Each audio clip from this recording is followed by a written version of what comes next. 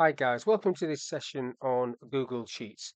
What I want to look at in this module is how you can use the tick box to create a spreadsheet that will automatically color up and apply conditional formatting when you tick the box.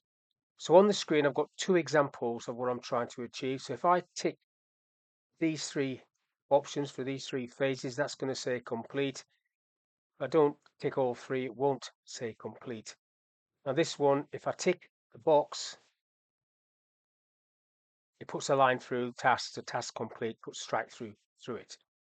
So these check boxes or tick boxes, whatever you want to call them, are available through the insert tab. But what I want to do is recreate this on a separate sheet. So it's conditional formatting I'm using and the tick box. So let's go on to a new sheet, self a sheet.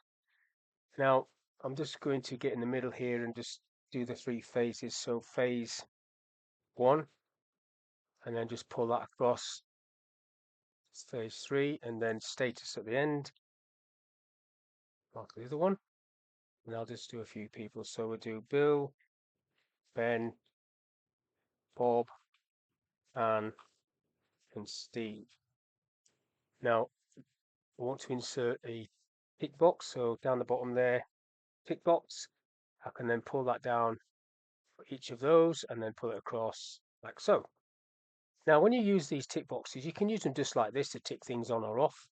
But what's happening when you do actually put the tick in there is it's changing this cell reference to true.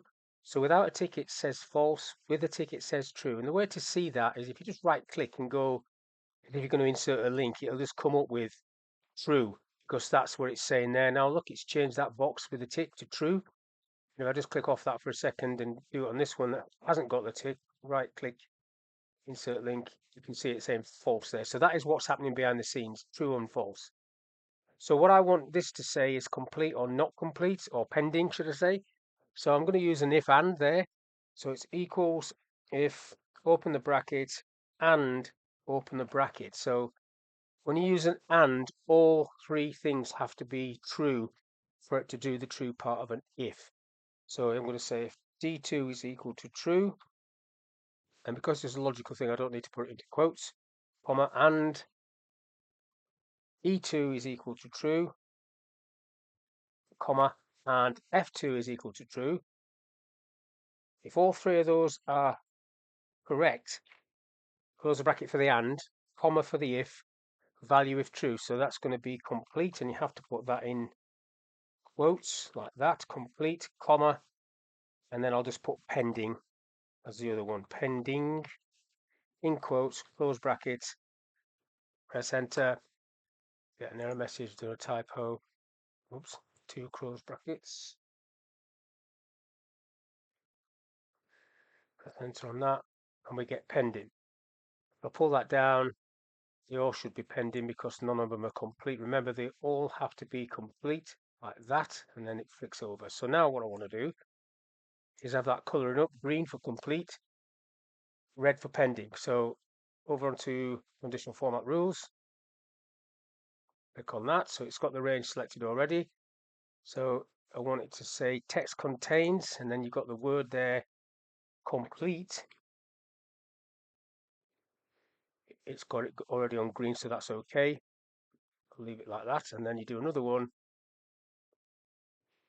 text contains pending, and then you want to change the color to whatever color you want really, but I'm going for red. Okay, so if I tick these, that changes to complete. So that's one use of it, tick box, because it's using true and false, and you've got an if and there picking that up. Now the other one I had was just using task, like a little to-do list for yourself if you wanted to do it like that. If I just do 4 tasks or 5 tasks, what I've got there is tick box that I'm going to put in there. I can copy this one down actually, so just copy that and paste it there, and then pull that one down, take the tick off for now, pull that down. So this one, I want to highlight this. So what I want to happen is when I tick that, I want that to go red and have strike through on it. So again, I need to go to add rule. So it's got the list highlighted. Now I need to use a formula option here. Down the bottom, you've got custom formula, and then I need to put equals in there, and it is D8. So if D8 equals true, I want that to be not green, so take that off, no fill. And then I want it strike through, and I want it red, like so. Have a click done for that. Tick one, you can see it applies it for the whole lot, and that's how you can do that. So that's just two different ways of using the tick box.